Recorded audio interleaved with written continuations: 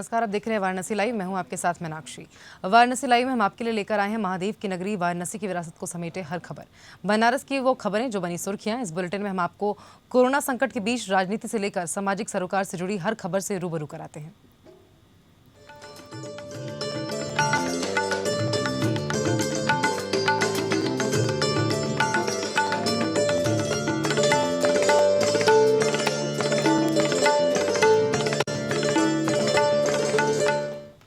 खबरों की शुरुआत करते हैं। उत्तर प्रदेश में बिगड़ती कानून व्यवस्था और महंगाई के विरोध में सपा जनों ने जिला कलेक्ट्रेट पर विरोध प्रदर्शन किया। वहीं जिलाधिकारी को ज्ञापन सौंपने पहुंचे सपा कार्यकर्ताओं ने विरोध प्रदर्शन के दौरान वहां मौजूद पुलिसकर्मियों पर पथराव कर दिया, जिसके बाद पुलिस ने लाठीचार्ज कर सपा कार्यकर्ताओं को काबू में किया।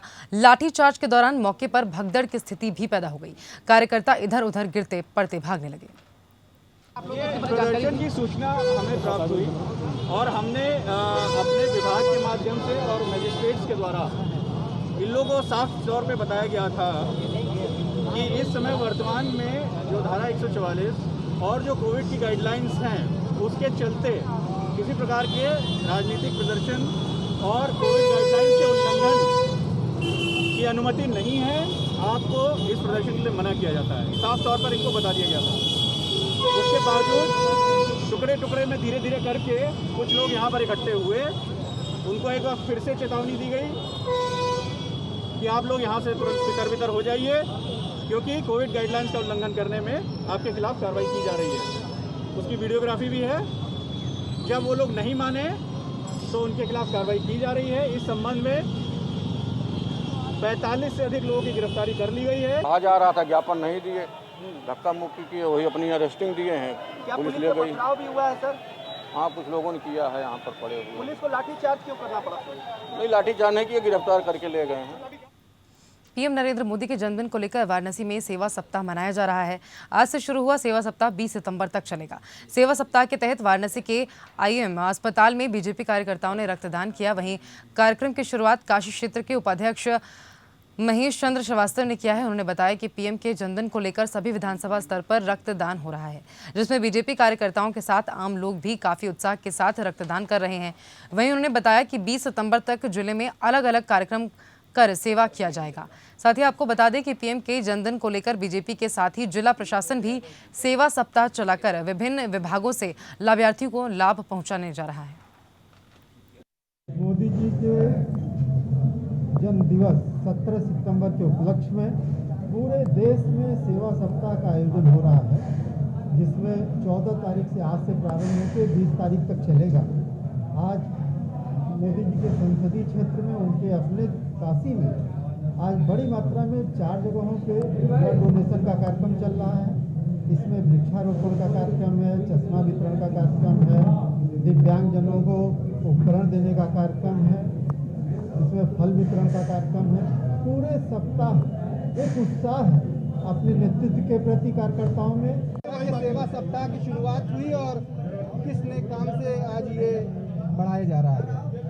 आज प्रत्येक भारतवासी और भारतीय जनता पार्टी का प्रत्येक कार्यकर्ता खुश है, उत्साहित है। विश्वमान्य नेतृत्व श्रद्धेय नरेंद्र मोदी जी का जन्मदिन है। जन्मदिन 17 को है।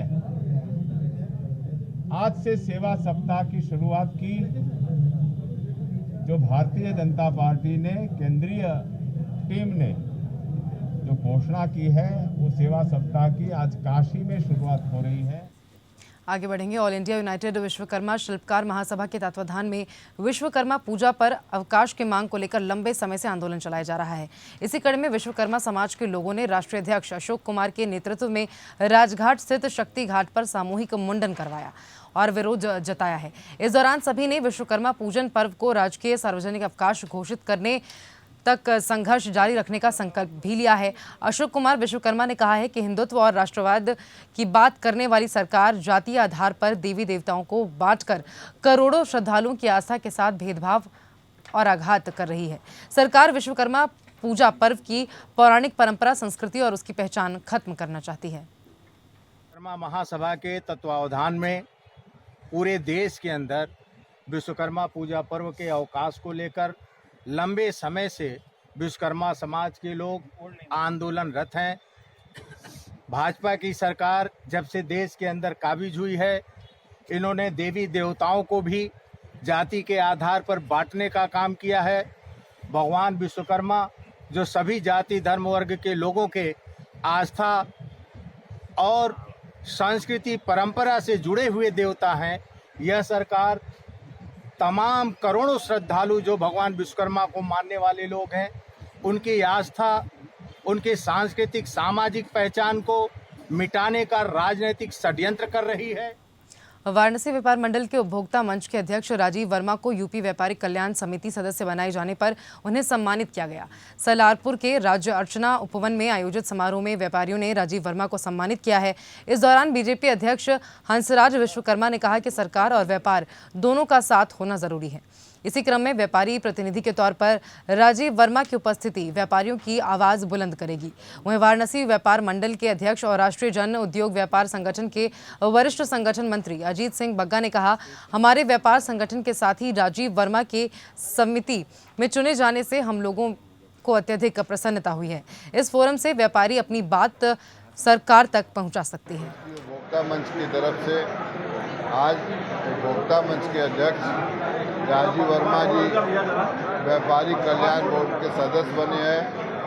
उनका स्वागत बनारस के सारे व्यापारी और सारी शाखाएं मिलकर स्वर्णकार व्यापार मंडल सहित महिला मंडल सहित सब कर रहे हैं। और सबको ये उम्मीद है कि हम लोगों की जो परेशानियां बनारस में प्रशासन नहीं सुनता है, वो हम इनके मार्फत लखनऊ तक पहुंचाएंगे और हमारी आवाज़ माननीय मुख्यमंत्री योगीनाथ जी के पास जाएगी और हम लोगों की समस्याओं का समाधान होगा। उपभोक्ता संरक्षण उत्थान समिति ने रेलवे और बिजली विभागों के निजीकरण के विरोध में प्रदर्शन में भिखारीपुर पोखरा पर प्रदर्शन किया है। इस दौरान सभी ने सरकार के निजीकरण की नीतियों का पिंडदान किया। प्रदर्शन के दौरान लोगों ने मोदी सरकार के विरोध में जमकर नारे लगाए। कार्यक्रम के आयोजक चंद्रशेखर सिंह का कहना है कि जिस तरह सरकार संस्थाओं का निजीकरण कर रही है, ये देश को बेचने का काम है। प्रधानमंत्री ने कहा था कि ये देश नहीं बिकने दूंगा, परंतु सरकारी तंत्रों का लगातार निजीकरण उनकी नीयत पर सवाल उठा रहा है। आज ये प्रोग्राम रहा कि जो सरकार हमारे प्रधानमंत्री वाराणसी क्षेत्र के संसदीय क्षेत्र के हमारे सांसद महोदय जो देश नहीं बिकने दूंगा का नारा दे करके देश बचाने की बात करके देश की सत्ता पर काबिज हुए, आज वो देश बेचने पर आमादा हैं। जो उपभोक्ताओं की महत्वपूर्ण चीज़ें हैं जैसे बिजली, पानी, रोडवेज, रेलवे, ये सारी चीज़ों को ये सरकार बेचने पर आमादा है। तो आज जो उनकी यूनियनें लड़ रही हैं वो तो लड़ रही हैं, लेकिन अब आम उपभोक्ता सड़कों पर उतर पड़ा है और देश के इस सरकार से दोनों हाथ करने का मन बना चुका है। वहीं वाराणसी में समाजवादी पार्टी के कार्यकर्ताओं ने स्मार्ट मीटर में धांधली के खिलाफ प्रदर्शन किया। इस दौरान प्रदर्शनकारियों ने विभाग के खिलाफ जमकर नारेबाजी भी की है। प्रदर्शन कर रहे लोगों का कहना है कि उन्हें मनमानी तरीके से बिजली का बिल दिया जा रहा है, जिससे बिजली उपभोक्ता काफी परेशान है। और कैंट विधानसभा के उपाध्यक्ष गौरव श्रीवास्तव ने कहा है कि हम विद्युत विभाग से निवेदन करते हैं कि समस्याओं पर संज्ञान लेते हुए 15 दिनों के अंदर कार्रवाई सुनिश्चित की जाए। वहीं अन्यथा समाजवादी पार्टी जन आंदोलन के लिए बाध्य हो जाएगा। देखिए, पहले जब पुराना मीटर था तो हम लोग को बहुत कम मीटर बिजली के बिल बहुत कम आवत रहा, 400, 500, 600। ये समय हम लोग को 1200, कभी 1100। कितने महीनों से ये बिल आ रहा है? ये जब से नया मीटर लगा, हम 2.5 साल से बहुत परेशान है बिजली के बिल को लेकर। बहुत काफी बिल आ रहा है। कितना बिल आ रहा है? बिल आ रहा है 1500, 1600, 2000 बिल बता रहा है। पुराने मीटर में कितना आता था? पुराने मीटर में 400, 500। क्या रीजन हो गया कि ये मीटर भाग रहा है आपका? बीजेपी स्वच्छता प्रकल्प काशी के क्षेत्र संयोजक अनूप जायसवाल के नेतृत्व में पांडेपुर स्थित मानसिक चिकित्सालय पर एक अनोखा प्रदर्शन किया गया। इस दौरान महाराष्ट्र के सीएम उद्धव ठाकरे राज्य में हुए घटनाक्रम को देखते हुए उनका प्रतीकात्मक इलाज किया गया। इस दौरान महाराष्ट्र के सीएम उद्धव ठाकरे को बिजली के झटके और टैबलेट इंजेक्शन चेकअप के पश्चात उनकी स्थिति की गंभीरता देखते हुए रांची के लिए रेफर कर दिया गया। कार्यक्रम में लोगों ने उद्धव ठाकरे, संजय राउत के खिलाफ नारेबाजी की। प्रदर्शनकारियों ने कहा कि संजय राउत ने जिस तरह से मदन शर्मा की शिवसेना के लोगों द्वारा पिटाई को स्वाभाविक प्रक्रिया कहा है, महाराष्ट्र की जनता आने वाले दिनों में उन्हें अपनी स्वाभाविक प्रक्रिया से अवगत करा देगी। साथ ही महाराष्ट्र में जिस तरह से अभिनेत्री का ऑफिस तोड़ा गया, पत्रकारों की गिरफ्तारी की गई, ये बताता है कि महाराष्ट्र में लोकतंत्र का गला घोट दिया गया है। हम सब केंद्र सरकार से महाराष्ट्र में राष्ट्रपति शासन की मांग करते हैं।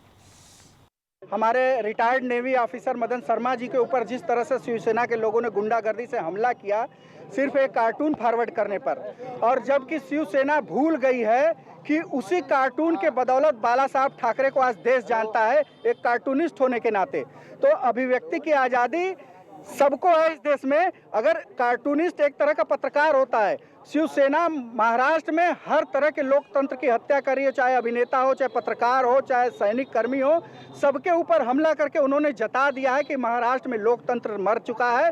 वो चाहे जैसे गुंडागर्दी जिसके साथ कर सकते हैं। आज हम सब यहाँ उनका मानसिक इलाज करके उनका इलाज करने की कोशिश किए हैं वाराणसी के इस मानसिक चिकित्सालय पर, लेकिन वो मानसिक स्थिति उनकी बहुत ज़्यादा गंभीर है, वेरी क्रिटिकल है, और आज उनको हम सब ने रांची के लिए रेफर कर दिया है, क्योंकि उनका इलाज रांची में ही हो सकता है। इस देश में रांची उनके इलाज के लिए समुचित इलाज की व्यवस्था कर देगा। खबरों में आगे बढ़ेंगे। आपको बता दें कि वाराणसी में महिलाओं ने महाराष्ट्र के पूर्व नौसेना अधिकारी मदन शर्मा के साथ मारपीट के खिलाफ में प्रदर्शन किया है। इस दौरान महिलाओं ने उद्धव ठाकरे के पोस्टर पर कालीक पोतकर अपना विरोध जताया। महिलाओं ने कहा कि जो सरकार अपने पूर्व सैनिक की रक्षा नहीं कर सकती है, वो जनता की रक्षा क्या करेगी। महिलाओं ने महाराष्ट्र सरकार के खिलाफ जबरदस्त नारेबाजी करते हुए राष्ट्रपति से महाराष्ट्र सरकार को बर्खास्त करने की मांग की है। महाराष्ट्र में अंधेर नगरी हो गई है, जनता ने जिसे सरकार में बैठाया है उसके के साथ अत्याचार हो रहा है। महाराष्ट्र में जो भी गुंडागर्दी चल रही है, अंधेर नगरी बन के रखी है। जनता ने जिसको सरकार को बैठाया जनता के हित के लिए, महाराष्ट्र में हर कदम पे हमें दिख रहा है कि जनता के साथ ही अत्याचार हो रहा है। जब पूर्व सैनिक, नौसेना के अधिकारी और वरिष्ठ नागरिकों की जान माल को इतनी हानि और क्षति पहुंच सकती है, कंगना रनावत की केवल ट्वीट के माध्यम से एक महिला के सम्मान के भी अधिकार को इतना क्षति पहुंचाया जा रहा है, तो हमारी आम जनता कब तक सुरक्षित रहेगी। कल महाराष्ट्र में आज हो रहा है, कल उत्तर प्रदेश में होगा, बिहार में होगा, बंगाल, पूरा देश ये अंधेर नगरी हो जाएगी। अगर लोकतंत्र की जनता है और जनता ने शासन और सत्ते पे बैठाया है, तो हर सत्ताधारी को, चाहे वो महाराष्ट्र सरकार हो या कहीं भी, ये समझना चाहिए कि हमें जनता की सुरक्षा का सर्वप्रथम ध्यान देनी है। आज हम लोगों ने ये इसलिए किया कि महाराष्ट्र सरकार जो है, ये उद्धव ठाकरे जी जो है कि मतलब हमारे पूर्व नौसेना सैनिक जो है मदन शर्मा जी के ऊपर प्राणघातक हमला किया, और ये एक समझिए कि माननीय जो है कि ये अपराध है कि एक एजेड सीनियर सिटीजन व्यक्ति के ऊपर जो है इस तरीके से बर्बरता करना और उसको जो है कि बुला करके और उसको जो है मारना, काफ़ी मतलब 10-15 लोगों की संख्या में लेकर के, इसीलिए हम लोगों ने आज ये विरोध यहाँ पे प्रकट किया। वाराणसी में नगर कांग्रेस कमेटी के कार्यकर्ताओं ने स्मार्ट मीटर का बहिष्कार कर मार्च से सितंबर तक का बिजली का बिल माफ करने की मांग की है। इस दौरान गौदोलिया चौराहा स्थित शहीद उधम सिंह की प्रतिमा के पास कांग्रेस कमेटी के सचिव प्रभात वर्मा के नेतृत्व में बैठक हुई। इस अवसर पर वर्मा ने कहा कि कोरोना वायरस के चलते लॉकडाउन के कारण जनता की आमदनी बिल्कुल खत्म हो गई है। जनता खाने पीने के सामान के लिए तरस रही है और ऐसे में सरकार को जनता के साथ खड़ा रहना चाहिए, लेकिन सरकार जनता से बिजली बिल वसूल रही है। बिजली बिल को माफ किया जाना चाहिए। आज हम लोगों ने स्मार्ट मीटर का बहिष्कार किया है। स्मार्ट मीटर के नाम में प्रदेश सरकार जनता को लूटने का काम कर रही है। जिस समय कोरोना काल में जनता को जो है खाने पीने के लिए तरस रही है, उस जगह पर सरकार जो है जनता को पूरी तरह लूटने का पूरा व्यवस्था बना कर रखी हुई है। ये स्मार्ट मीटर जब से चेंज किया गया है, पहले बिजली बिल 400-500 जिसका आता था, आज उसका बिजली बिल 1000-1200-1500 रुपये में आ रहा है। कई जगह प्रमाण भी हो चुका है कि smart meter double triple charge चल रही है। इतना विरोध करने के बाद भी जनता को सुन नहीं रही है। सरकार के कान में जू तक नहीं रेंग रहा है कि स्मार्ट मीटर को हटाया जाए। जनता से इस समय कोरोना काल में सरकार पूरी तरीके से लूटने का, खून चूसने का काम कर रही है। जनता इस समय खाने पीने में को तरस रही है, मगर सरकार इस बात समझ नहीं रही है। हम लोगों का मांग है कि मार्च से लेकर अगस्त तक का बिजली बिल को पूरी तरीके से माफ करिए, क्योंकि जनता के पास इसमें ना पैसा है, ना व्यवसाय है। आज कोरोना को लेकर पूरा विश्व वैक्सीन का इंतजार कर रहा है।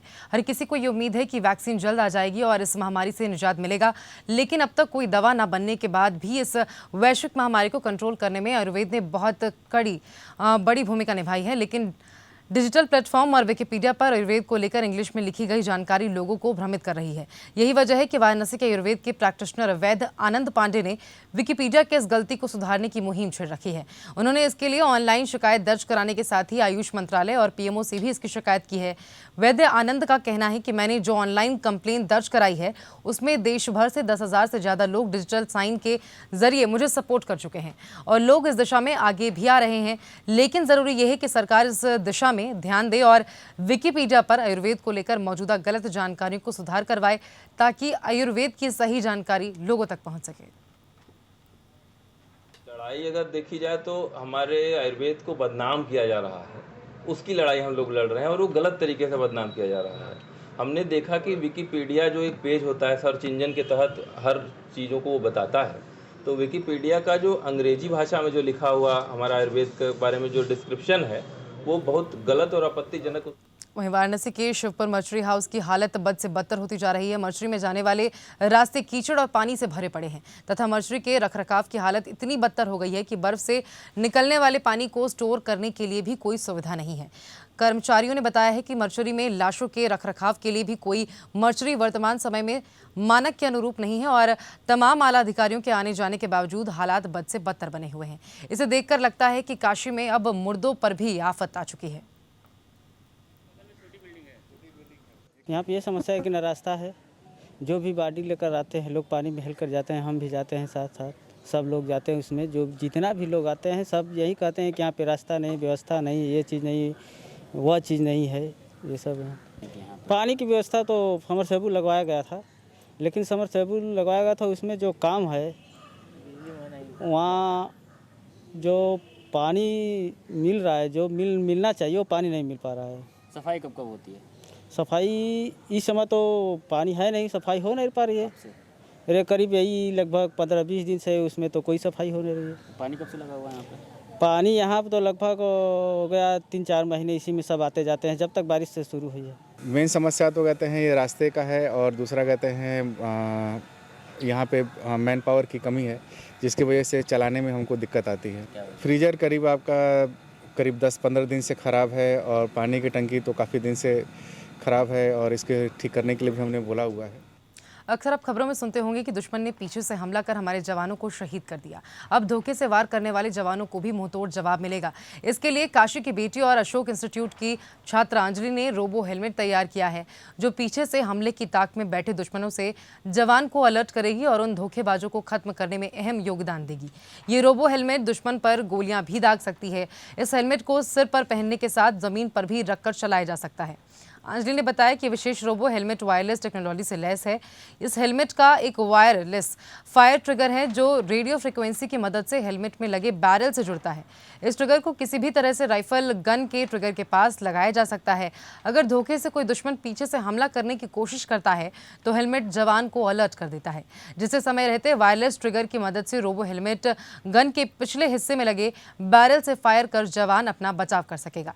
छात्रा ने यह भी बताया है कि इसके साथ ही इस वायरलेस रिमोट की मदद से इस रोबो हेलमेट को दुश्मन के एरिया में भी भेजा जा सकता है और गोलीबारी की जा सकती है। वाराणसी की खबरों में फिलहाल इतना ही। देश दुनिया की तमाम खबरों के लिए आप बने रहिए हमारे साथ।